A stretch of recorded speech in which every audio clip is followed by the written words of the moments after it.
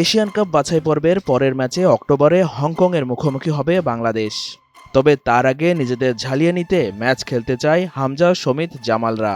আর সেজন্যই সেপ্টেম্বরে ইউরোপের কোনো দেশের সঙ্গে খেলার চেষ্টা করছে বাংলাদেশ ফুটবল ফেডারেশন বা ফুফে।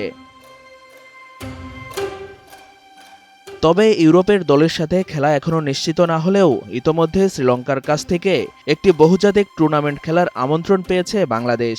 বাফুফে সহ সভাপতি ফাহাদ করিমও জানিয়েছেন শ্রীলঙ্কার খেলার বিষয়টি। এ প্রসঙ্গে মঙ্গলবার ২৪ জুন ফাহাদ করিম বলেন, শ্রীলঙ্কায় ৩-৪ দলের একটি টুর্নামেন্ট হবে। আমরা সেখানে খেলতে পারলে ভালো হবে।